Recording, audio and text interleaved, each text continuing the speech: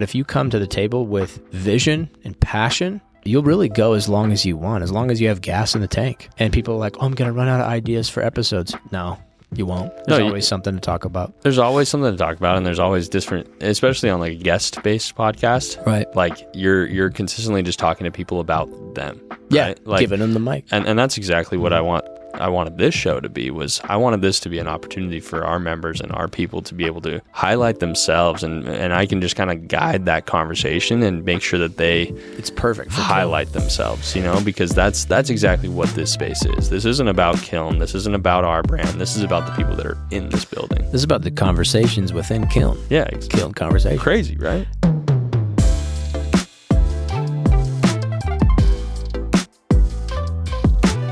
Welcome back to episode 8 of Kiln Conversations. Today I've got Blake Norton, the co-founder of Blueform Media. The Blueform is a podcasting company here locally in St. George, and it's the premier podcasting company, I could say, in St. George, where they have a bunch of different shows, push out a ton of different content, and are just a huge part of our community here at Kiln. Blake, thanks so much for being on the show, dude. Dude, thanks for having me, man. We're having like deja vu. Yeah. I'll just preface and kind of let the audience in on a little bit on that. We shot a quote unquote pilot episode of this show to try and see how it would function, see how it would work. And you were the first person that was on the show. And it was basically just you interviewing me because I sucked at this. And then now I've just gotten a little bit more and more comfortable. And so now I get to interview you and hear about Blueform and see exactly what's your guys' minds and how that works and kind of awesome, dig in a little bit. Yeah, dude. That was cool. We filmed that before there even was a kiln that was finished here. Yep. It was like being built. So I think we were up in, I think it's Blake Technology's office. Yeah, we were up in one of the studios, and it was just like there's stickers on the windows. There was construction people walking by. It's actually a cool We should cut some clips of that just to have it on your page. I think so, because it kind of like gave like a cool insight onto like what this kind of looked like prior, you know. But no, but this I'll say this isn't about Kiln. This is about you. This is about our members, and we love having you guys here as members at Kiln. And first, I just want to talk about a little bit about your journey, how you kind of got into podcasting. We'll get to that, but I want to talk about you've such an interesting background going from the military to the rest of your career. So I would love to hear a little bit about you, hear about what you did, because it was the Marine Corps, right? Yeah. Yeah. So tell me a little bit about that. Yeah, it was a good time, man. It was just beef jerky, ammo, and homies. It was such a shitty time, but it was the best of times. It's weird, but it's a love-hate thing for sure. But yeah, I was in the Marine Corps infantry for about 6 years. I did a stint with some government contracting and then got into sales. Yeah. And I've sold a lot of stuff, but I've either been toting a gun for the government somewhere or I've been selling something. Okay. What did you sell?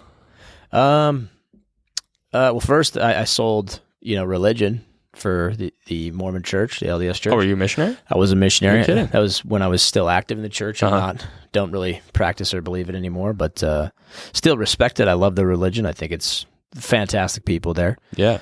But in my opinion, I think all religions are just meant to like kind of graduate from eventually, and you should grow and move on. So I still hold on to what I learned from that. But yeah, you basically was just going door to door or talking to people and selling Jesus and selling good principles and values, right? And yeah, it's pest control for religion, you know. And I hope no one gets offended, or we're kind of downplaying it a little bit, but it is because it's very sacred to these people. But for sure, yeah, it's a really great place to cut your teeth in a sales environment because a lot of it crosses over, if not all of it. So yeah, sold that, and then then I went back to the military. So a lot of people don't know you can do this, but Utah recruiters know this. You can sign up, go serve your country, and get your schooling done there. You go to basic, and you go to your military occupational job, or basically like your MOS, and you go to that training, and then at some point in your career you can actually defer, like do a religious deferment, is what they call it. So I had that paperwork lined up from the beginning. So I joined the Marines knowing I wanted to serve a mission, and then so that the Marine Corps let me defer for 2 years. Oh, cool. And then it kind of paused my contract, and then I came back in. So, because of the First Amendment, right, freedom of speech, freedom of religion, that's like part of the military. A lot of people don't know, but the Utah recruiters, they know because of all the Mormon kids that want to join. Right. So I was one of those. Came back in the Marine Corps, and then it was a good time. So then I think I was just doing like customer service work, and then like my first real sales gig was probably mortgages. I dove into being a mortgage loan officer, and I guess I was like doing setter, kind of appointment setter kind of stuff. Not so much closing yet, but then I moved into closing and was a mortgage loan officer for a number of years. Then I sold Divvy software for a while. Oh, the credit card company? Yeah, Divvy. Yeah, they're like a financial management software, right? But they have their own lines of credit and stuff. Yeah. Pretty cool stuff. We used to use Divvy in a previous job that I had. Oh, dude, it was a game changer because you would go with having to like your normal Chase or whatever. You couldn't upload a receipt, so you just had to keep this thick folder of all your receipts that you got. And when you go to turn in for the accountants, they just have to go through each receipt. And Divvy was a game changer for us. So it must have been an easy sell for you. It was easy. I was a setter for Divvy. I was trying to work up, but they COVID hit and like everybody just slacked off, including me. I was like just slid into a permanent vacation mode. Yeah. You know? But like a lot of people did. Yeah, but we kind of knew there was like some big layoffs headed our way anyway. And so they were going to cut. But anyway, yeah, it was a good time. So I just kind of like took it easy and got laid off during COVID. But then I switched to direct sales doing door to door. And that's where it really started clicking for me. Like a quick turnaround process, face-to-face interactions. It's just where I thrived. And so I sold door to door for a while and just made a killing. Yeah, building the team and stuff. But would you say that kind of got your like entrepreneurial mind like rolling, and that's when you were like, I think I want to make a switch and I want to make money for myself? Yeah, it was a huge mentality upgrade moving from just the normal sales world to a direct sales, to door to door especially. And I realized how much your environment matters and how much being around the proper people.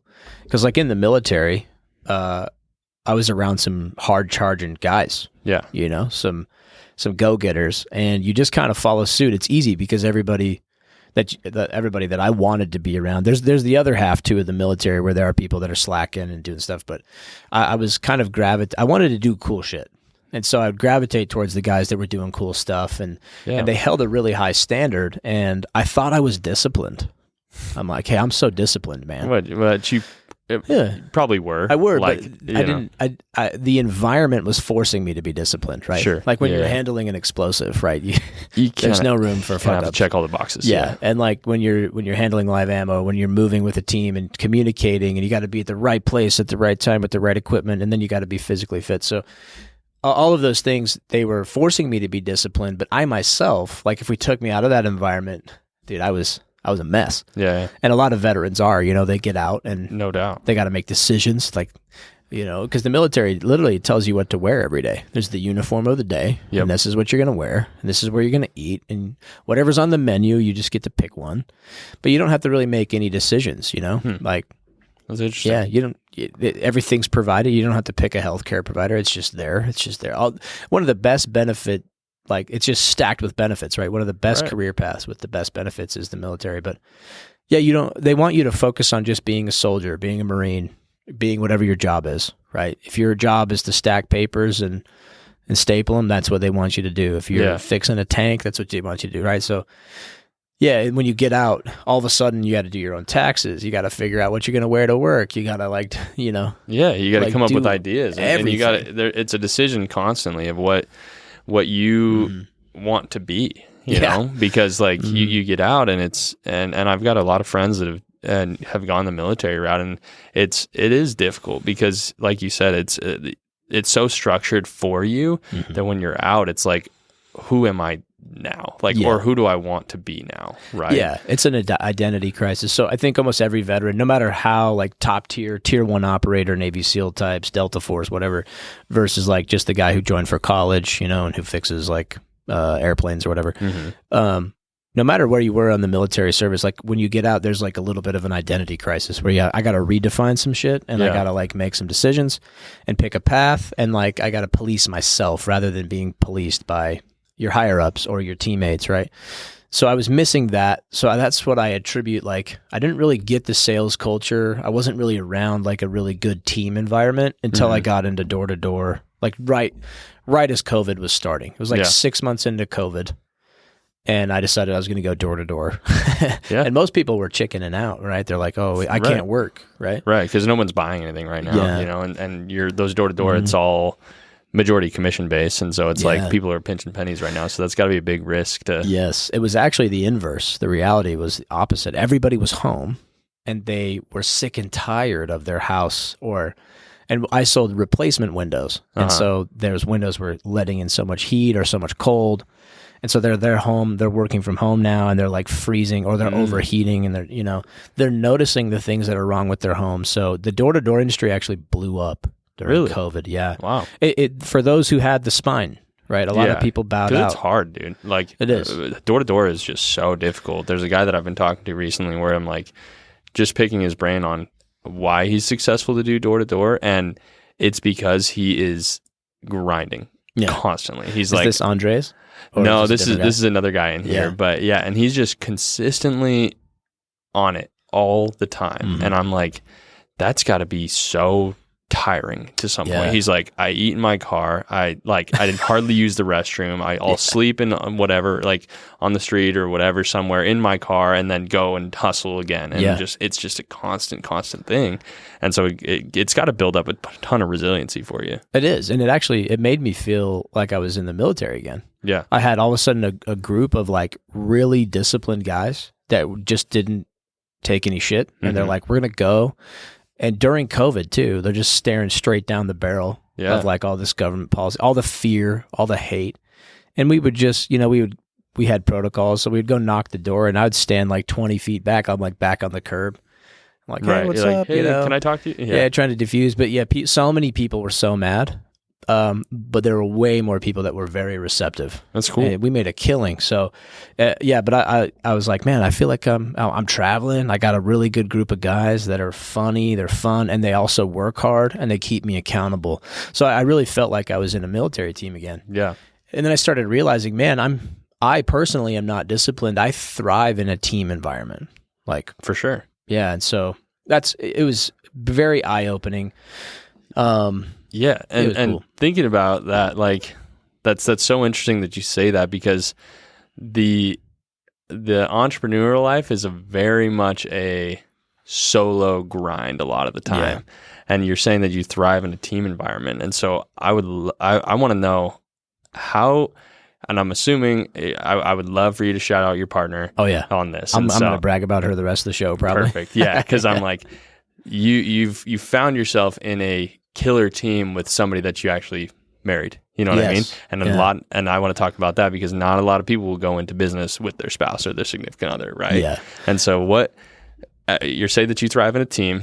You go on this entrepreneurial journey of Blue Form. How did you make those two click?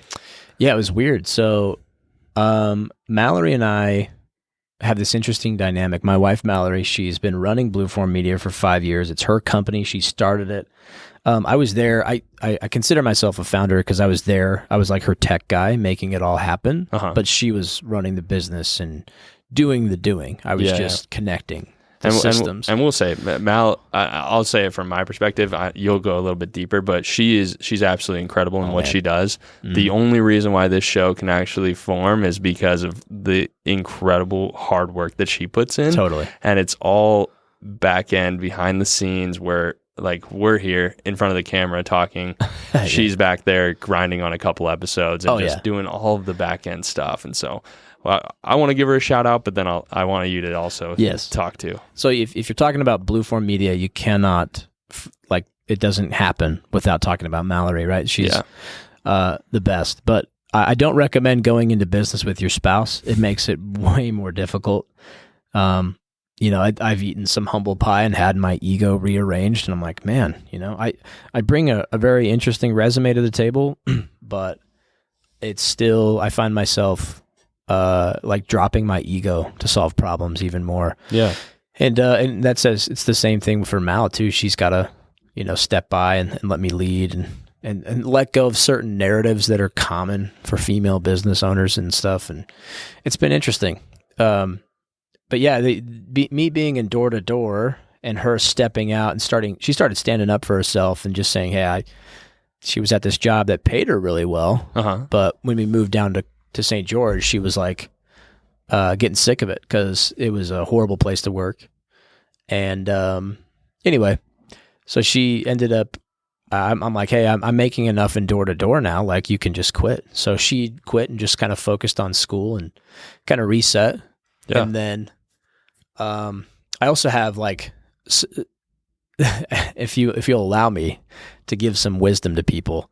Sure. And yeah, please. A lot of people in hustle culture I found in door to door, or any type of hustle environment, even people here at Kiln, they underestimate the value and the power of like your hobbies, especially around like tech, or your hobbies that recharge you in order to grind further, right? Some people can just grind all day. Yeah. I don't get it. But I got to recharge. So for years, I've always had this interest. I've always loved video games. Just growing up, I played them. And then I connect with a lot of my veteran buddies through video games. Of course. And so a lot of people in the hustle culture have scoffed at my hobby. They're like, oh, what a waste of time. Do you know how much money you could be making if you just... And I was like, no. So in door to door, I stood my ground. I was like, I know myself. I know my rhythm. I'm going to work a week on and a week off. Yeah. That's still half the year, by the way, for those of you who can do math. Yeah. And so I had a lot of beef with a lot of these... I don't know what to call them, but everybody knows who Andy Elliott is. Right? Like that guy, I respect the shit out of those people. But if you put me in a room with them, I will butt heads with them so hard. Yeah. And I don't give ground to people like that. I'm like, why do you think that is? Just because there's more than one way to bake a cake. Yeah. And when you're an absolutist about your method, I think you're stupid. Yeah. I'm like, I'm like, yes, your way will work, but there's also other ways. There's other ways we can improve. We can optimize. We can still enjoy life and still make money and still be happy. And like, now, granted, I haven't stacked millions and millions like some of these hustle guys, and I really don't care because... Well, it's all about just how you...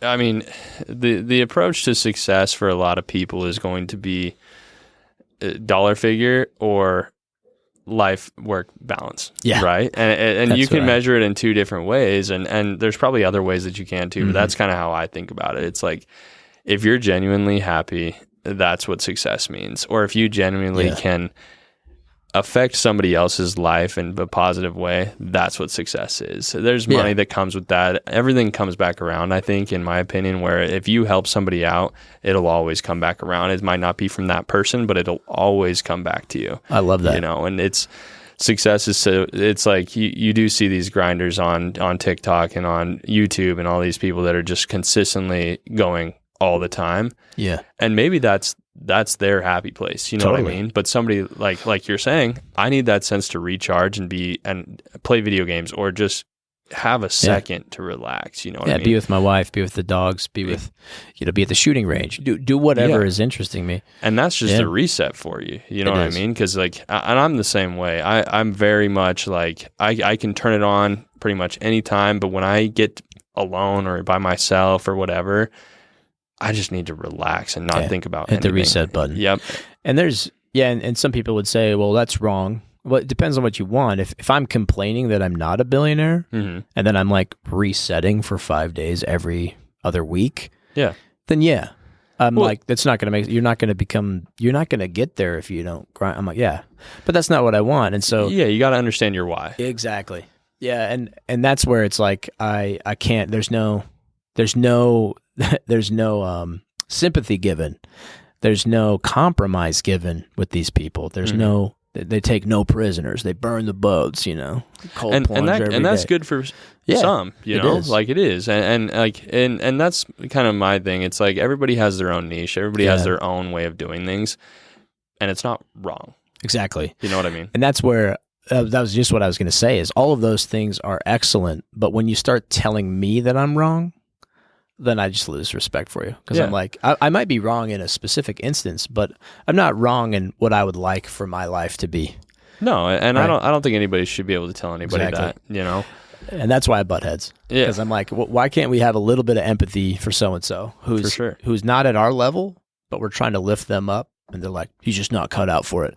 And I'm like, what kind of opportunity have we given this individual to like rise? Yeah. Because if we've given them time after time and they have chosen, they've swatted it away and they just want to stay where they're at, then we're like, hey, it just kind of naturally weeds them out of our group anyway, you know, but like, you know, they're like one slip up, like, oh, he took a break. Like I literally got a phone call from my old boss one time. Like I had to go to a doctor's appointment, so I couldn't knock doors. And like he calls me midday. This is the top guy, the owner of the company calls me. There's like a chain of command, right? Yeah. So he jumps down the ladder, starts punching down.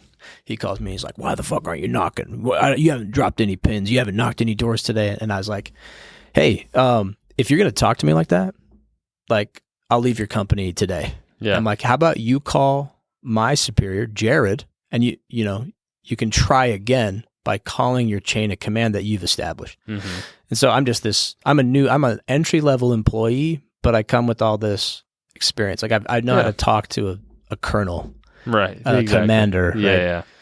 In a lot more intense situations, a door knocking. Oh yes, yeah. There's a lot more on the line, but so he's freaking out, coming from a place of fear, blah blah blah, and then he was like, okay. So I just hung up on him, and he called again. I hung up on him again. And then I text him. I'm like, use your chain of command.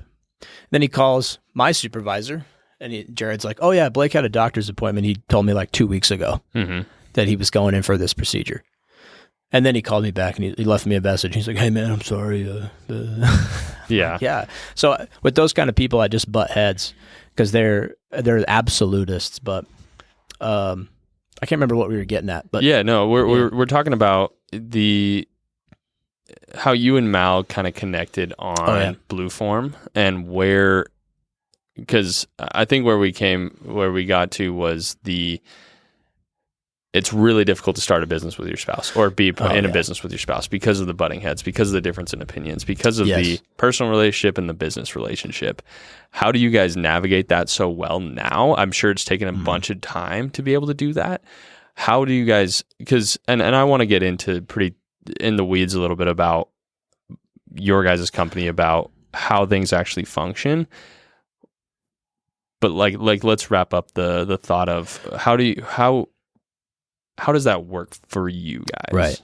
And I actually remember where I was going with this, but they were scoffing at my hobbies, right? My video game hobbies. But a lot of people don't realize if you're just sitting on the couch playing Xbox, eating Cheetos, that's a little bit different than a video gamer who's spent $5,000 on components and built their own computer and coded their own like stuff, right? Like set that up. Like the amount of knowledge it takes to run and to optimize your PC, to build one, and then to play higher end games. Like there's a difference between playing Call of Duty Zombies and like playing a digital combat simulator in an actual like 1-to-1 virtual F-16 cockpit. And you're flipping all the switch, you're doing all that and like joysticks. Like there's a lot of difference between gamers. There's a lot of variation. It's like not all business owners are the same, right? Like running a laundromat is way different than running a Fortune 500 company, even though there's similarities. And so these absolutist minds and these people that just call things what, you know, like compare an apple to an orange without understanding that they're different or there's a nuance. And that's what drives me nuts. But that skill set combined with Mallory is what started Blue Form, because she's an audio engineer by trade. That's what she got some schooling in. And then I was a video gamer, like high-end computers, and I used to stream live on Twitch just to build a community of veterans. And I still have the community today. And so that's what kind of gave birth to our podcasting strategy. Is my boss needed a podcast, and I was like, hey, you know, if you have these things, I kind of know this. I know videography. I did some of that in like high school and a little bit in like one semester of college, but I'd made like funny videos and stuff. And this was back before like social media and all these had cameras on them, right? Yeah. And so I like won a film festival in high school, but it was like, man, we could do this. So her skills, that's how we got started. And then it started blowing up, and it was just kind of Mal's thing, and I was doing door to door. And then she was getting so overwhelmed that I was like, hey, it's time for me to exit and come help you. Yeah. Because she had like 10 podcast clients that she was running. Which when you break it down, like how many hours, how many clips, like what are you guys pushing out? Like just with 10? Because like one more show, than that now. one show added up with all the edits and everything that Mal was doing. Like we're breaking up the company or the tasks into new positions to hire that we just started filling. Yep. And, we got some people complaining. Well, we never gave them the job, but they were testing it out and they were like, man, this is tedious. And me and Mal looked at each other, and this is a flex on Mal. She's like, I used to do all of this. Yeah. By herself. 10 different IPs right. by herself. And it was probably, I would say, anywhere from 30 to 40 hours of work per week per brand. Yeah. Varying. It could be some weeks, maybe it was 15 to 20 because maybe they got ahead. But she was so on top of it that she could manage 10 podcasts by herself. It's crazy. Yeah, that's setting up, managing all of the equipment, setting up the equipment, running the show, producing the show, switching camera angles, taking timestamps, notes. Yep. And then, recording the whole thing and then breaking down and then getting that all on YouTube and Spotify and iCloud, everything that's on. Right. There's so much. And clips and yes, then the social media clips. And the nuance, man. And Mallory says this all the time. She's like, there's nothing hard about podcasting, but there is so much tedious bullshit and nuance that it's just so tedious. Yeah. And she is it's all attention to detail. Yeah. Like it really is. Like even before this, like we had a couple of killing conversations, because we're running your show. Right. And there was a couple descriptions. And there's a nuance where the AI doesn't know the difference between a brand name and like a normal word. Mm-hmm. And so it's spelling it wrong. So we had these high profile clients of yours or guests of yours, and we're misspelling that. So that's something. That's one of 1,000 nuances that we got to track. So. Oh, exactly. Yeah, and it's so much, like I just said, attention to detail that it's like one description could take you multiple hours because you're rerunning it and you're rewriting this part, or you're making sure all the spellings are correct. You're doing the timestamps correctly. Like it takes so much effort that goes into like just producing a single episode, not only 10 different shows. Yeah, weekly shows too. Yeah, so 4 a month.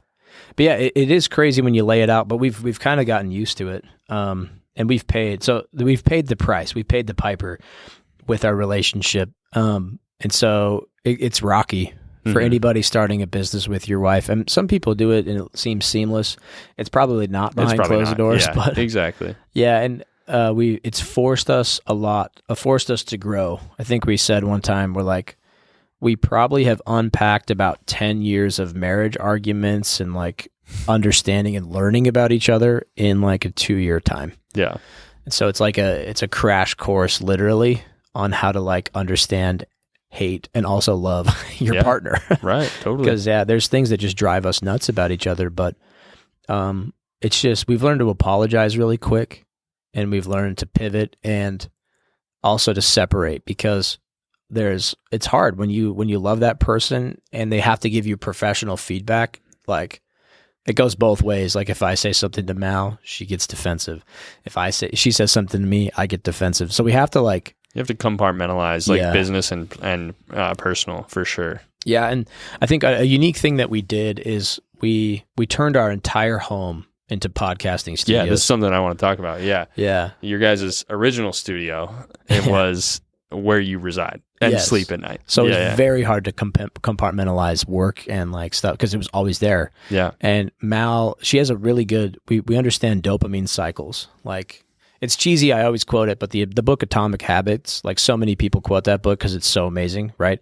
So when you're talking about falling to the level of your systems, like nobody really rises to an occasion, you got your systems. So that was useful. But then there's he talks about dopamine, and then there's this whole, I have like a half of a journal in relation to sales and stuff like that. I love journaling, and I'm writing all these ideas. Like dopamine is really the motivator for a lot of things. And so the reason I liked direct sales is because the dopamine cycle was faster, it was quicker, and I knew what to get. Right? Yeah. Mm-hmm. But like in a mortgage, I'm like, my dopamine cycle is stretched out over 3 months for one sale, or 2 or 3 weeks, or a longer time. Whereas in door to door, I could get a sale same day or within a day or two, or I would know, right? Right. And so we're very cognizant as a couple on how we get dopamine and how we reset those dopamines and everything like that. So Mal loves shit done. Mm-hmm. She doesn't care. Like, she doesn't care if she's going to have to do that task 1,000 times every week. She just wants to get it done, get it done, get it done. And so she has this really fast, like, she could be at a computer doing a thumbnail and she gets so much dopamine, but I can't.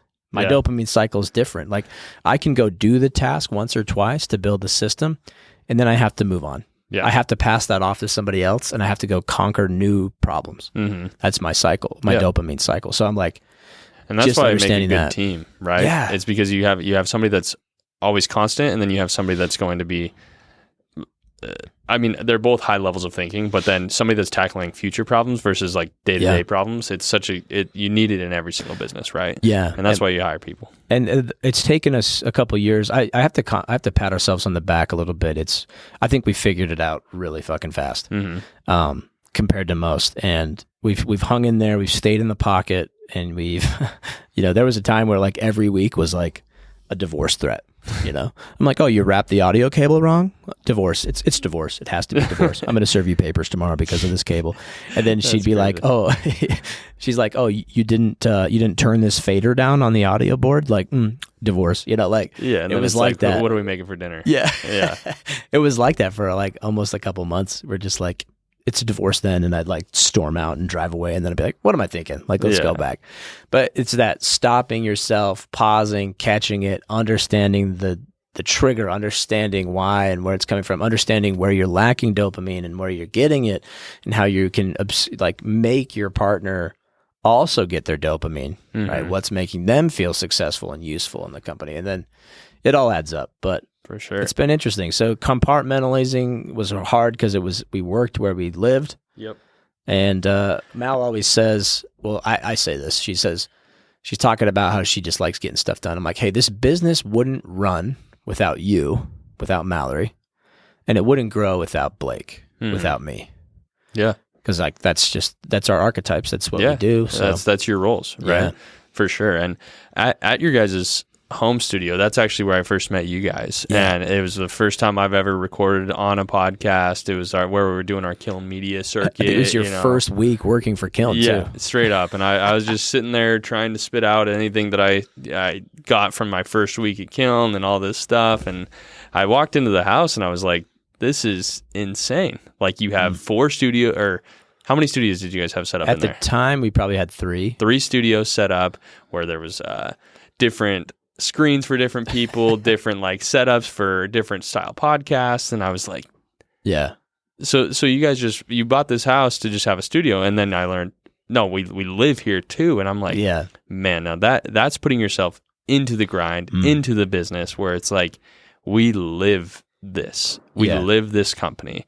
And you can definitely see it in your guys' work, right? It's like, you see the product that gets put out, you see the quality that you guys end up making, and it's because you live your business. Obviously, you need to take breaks. You need to take those times for yourself, but you can kind of see, like, I don't think you're giving yourself enough credit for being like locked in. Oh, right? Well, thank you. Because being able to live in the same space that you work, like, dude, the disconnect, it's not there. You're not getting that recharge, right? Because you're standing where you were playing your video games, you're sitting right across from where you record a podcast, right? Yeah. And so, like, I think that you relate a little bit more than you think to those like full-on grinders, because you guys are constantly doing this, and you're constantly putting out this content and working so hard. Because I see you guys every day, and it's like the quality that you put out, the amount of stuff that you put out, dude, that's an thank you, man, all the time job. You know what I mean? And so I think that, like, as you might butt heads with some of these people, I think you're kind of similar to them too, because totally. You're building something that's going to be extremely successful and is extremely successful. You know what I mean? Yeah. And so, like, that kind of puts me into like the next spot that I want to talk about is, how many shows are you guys currently running right now? Right. It was 17, and now I think it's down to 14 or 15. Still, and that's a crazy amount of content. If you think about the 10 shows that Mal is just doing on her own, add 4 more to that, that's an extra 60 hours a week right there, just on content and on recording and on editing and all of that stuff. And so, and we've learned our lesson too, because Mal was completely overwhelmed, overworked, and also underpaid because she was so busy doing the doing. Yeah. Nobody was advocating for her. And so she's so customer oriented. She's so experience oriented that she wants to enable, and she says yes. And so without negotiating a price. And so I came in and was like, whoa. Like, that's where I could help out, was like, I had to renegotiate and set expectations with clients and with relationships. So she could just focus on the systems and the doing. And so, of course, we've grown. We have 6 employees now. Caleb on the controls. He's like he's like one of us. He's Caleb's got 10 years of experience in Hollywood audio. Doing all, if you name a reality TV show, he's probably done work with it. Yeah, that's so cool. So, and then he just happened to be here in St. George, like doing remote work for Hollywood, and kind of dried up, and he just fell into our lap. Or maybe we fell into your lap, Caleb. I don't know. But anyway, we're in somebody's lap. Someone's in a lap. And right. And then, like, if you think about it, that ties all the way back to where we just started, where you function in a team. And now you're building a team, right? Yeah. And leading a good team. Point. You know, that's insightful, Nick. I didn't even think about that. Dude, it's cool. Yeah, I'm building my own team rather than just working with the one I'm given. Whoa.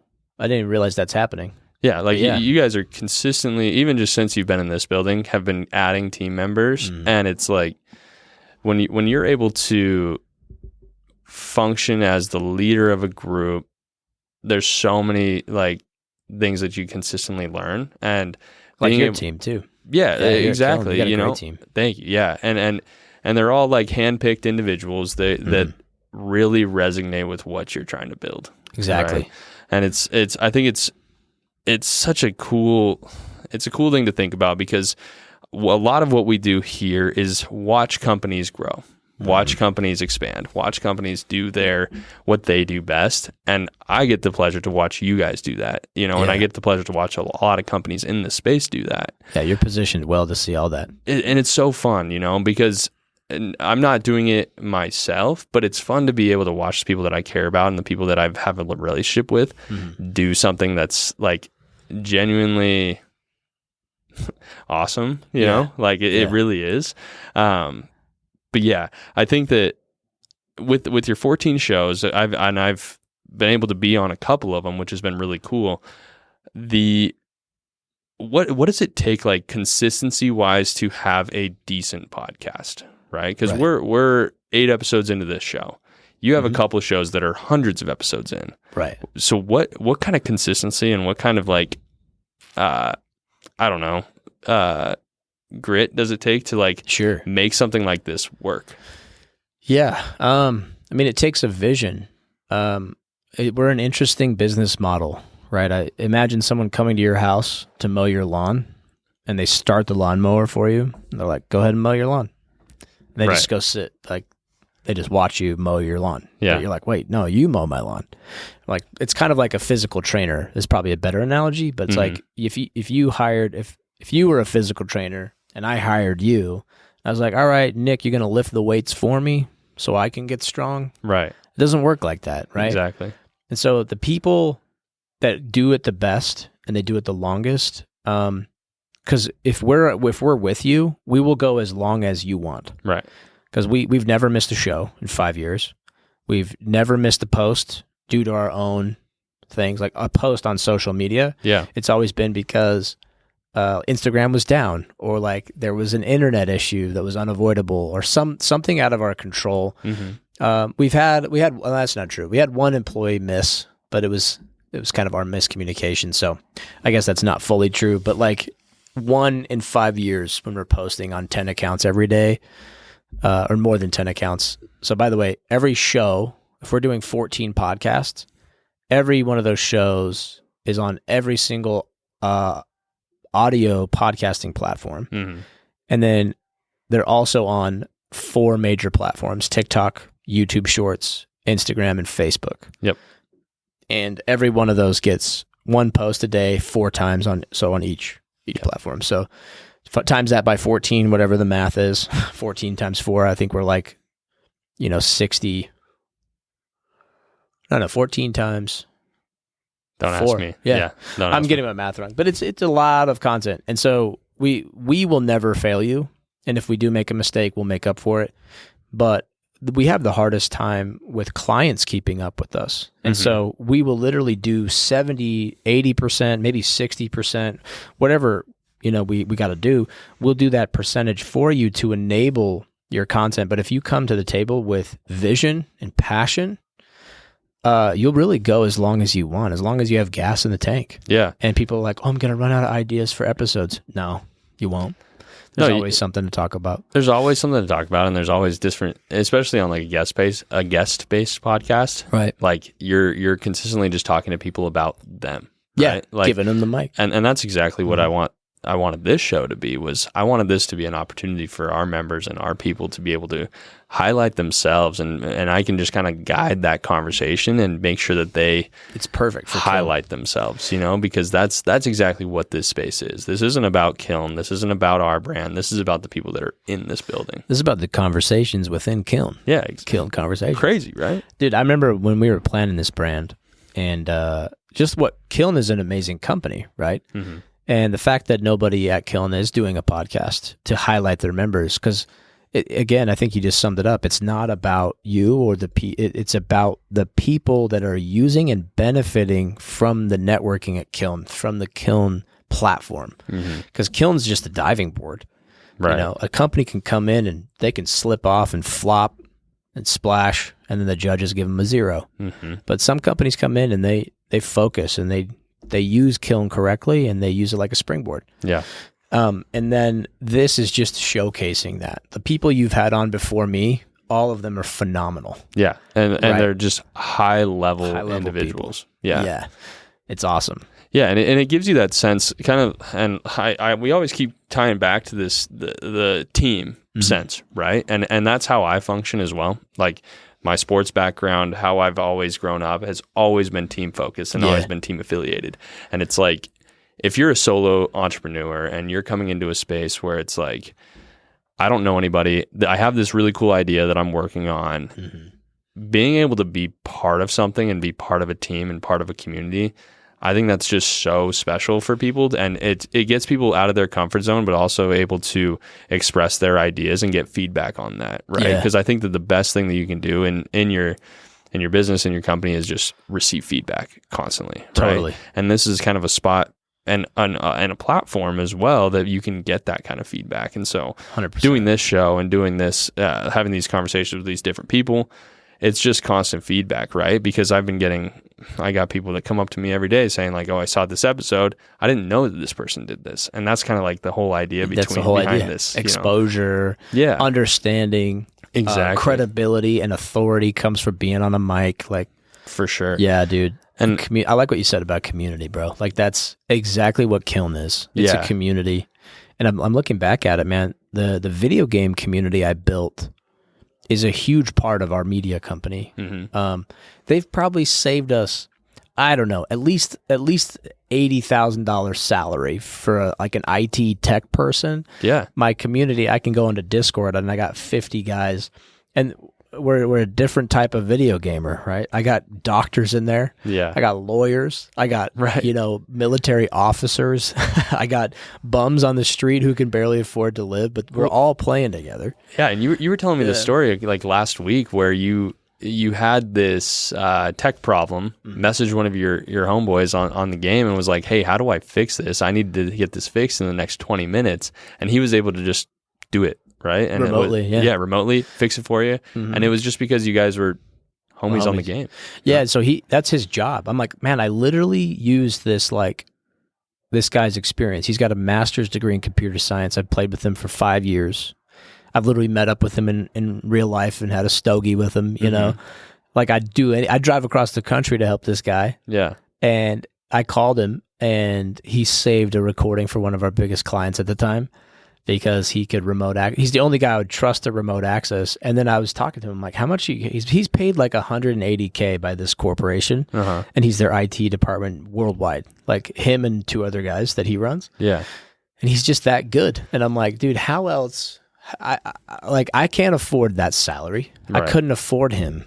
Right. And he was just on hand just willing just to help. friendship, right? So that goes back to that community, right? How else would I have gotten a hold of this guy if we didn't have a shared interest and built a community around just a stupid game? Yeah. But it's not the game. It's not the location. It's not Kiln. It's the connections. It's the conversations. It's the networking that make it valuable. And it's the same thing that can happen in a Slack channel here at Kiln. That can happen in a Discord channel over, your favorite video game. It can happen in anywhere. It really can. Yeah, that's the team thing. It's a very big team, and that's why we like Kiln. To be honest, dude, just what we can do here with everybody. It's been amazing.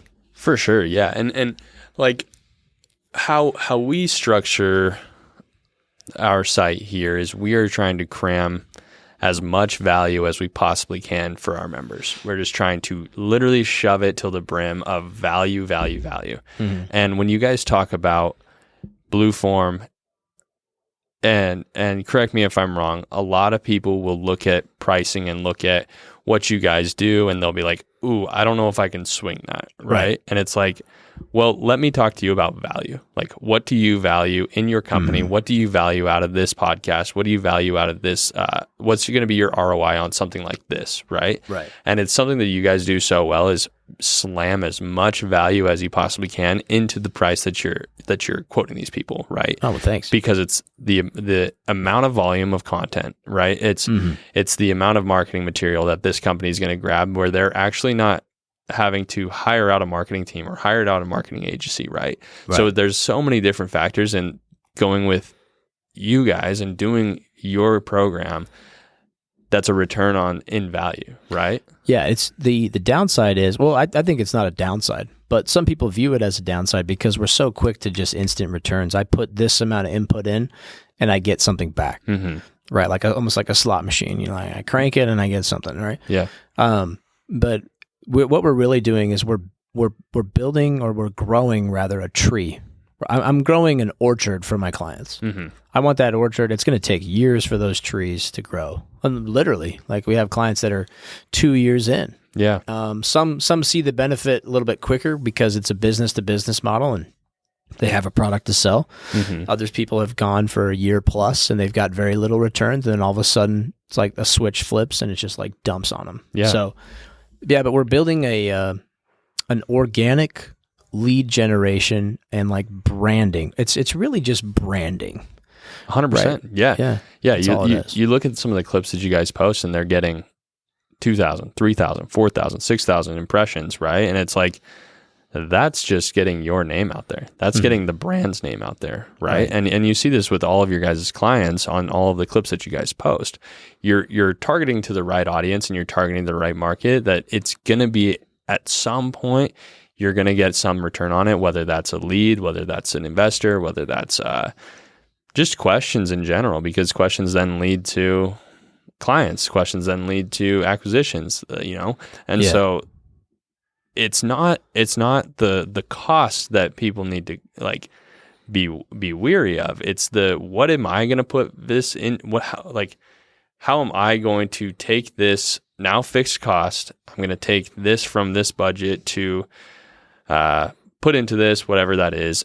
How am I now going to utilize this to make it a tool for my clients, for my members, for whoever, so that eventually will come full circle, and then that one client, that one member, that one brand is going to recognize me, right? And that's value. It is value. Yeah. Well, thanks for seeing it that way, man. Sometimes it's hard for when people are in the thick of it or they're considering us. No matter how many times we tell them, it's awesome to hear it from somebody else. Yeah, someone who's experiencing it. So for sure, and it's something that I really believe in, because I've had to sell that the same way here with Kiln. With Kiln, it's the exact same thing. It's a high price, but the value, it's drenched in value. Exactly. Yeah. And that's what people need to understand about what you guys do, is there is a certain value that comes with content, right? Yeah. Where we live in a digital world, we live in a digital community where your brand will only be recognized if it's going to be on my phone. You know? Right. Yeah. If you're with me when I'm taking a shit and I'm scrolling. Yeah, exactly. That's brand recognition. Yeah. You know that's where we all scroll to, by the way. Yeah. Exactly. So, we got to get in front of people, and we got to get in front of the right people. For sure. Take, Gary Vee and Sean Cannell and all these other big influencer types that are successful on YouTube and other platforms. They always say it's like you have to get your brand out of obscurity, right? It's 2025. And this is my message to anybody listening. And if you're here at Kiln, if you're seeing this show, it is 2025. And if your business doesn't have a consistent answer to content, you're missing cylinders in your engine. You might have a great marketing team. You got something that's working, right? Yeah. Especially if you're here at Kiln, you're doing something right? For sure. So I don't want to say it's the only way, right? Because those are the people I butt head with, the absolutists. So I don't want to become one of them. But there is some other cylinders that you can activate, right? And, for sure. If you want to grow an orchard, it takes longer. It's a bigger investment, but it pays out so much organically in the long run. It's insane. And I could sit here and tell you stories of, I guess I could tell you one about Zonos, Sure, big company up on Tech Ridge here in St. George. But they do e-commerce, cross-border stuff. They help you calculate your duties and taxes on your goods that you're shipping worldwide. So yeah, it's not interesting to most people. They have a very small audience. They get like 100 downloads a month, maybe a little bit more.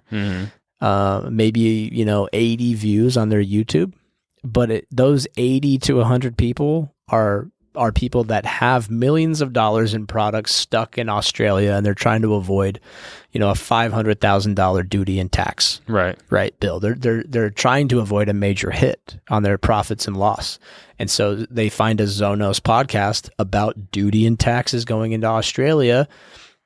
Like, of course, 80 people are going to watch that, but they're all wanting to buy. So their sales team is getting calls, and they're like, here's my card. I just want to buy. Yeah. I saw the show. I saw your owners.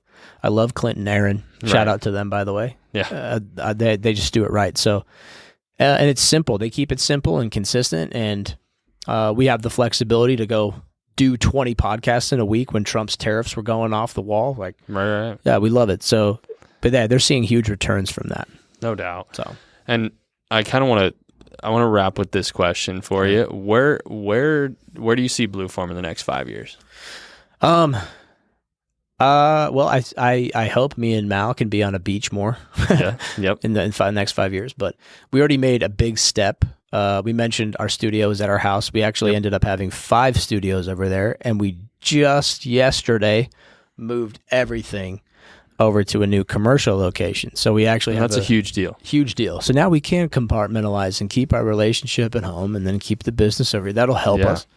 But it's cool that we mastered it the other way around. But we have a new space that's just going to allow for so much more capabilities. It's got like an infinity wall and like a ton of photography areas. It's like a real studio, 20, 25 foot ceilings, like a warehouse. So and where's it at, so people know? Yeah, it's just off Sunset Drive. Yeah, over in this storage corner facility. If you know where Taco Bell is, we're right by that. So nice, dude. Yeah, beautiful little space, and so that's huge for us. But in 5 years, the guy on the controls here, Caleb, I see him literally running our entire location. I see us producing up to 30 plus podcasts. Yeah. And expanding into more media. I think we'll have some capabilities that will be quite enticing to Kevin Costner's operation that he's building here. So if they need an auxiliary studio, or they need somewhere to shoot, like, some B-roll actors or some side people or extra, whatever we can facilitate. Yeah. When you have a floor to ceiling, pretty much infinity wall, and then some accompanying green screens, 20, 30 square feet of green screens, you can do quite a bit. Yeah.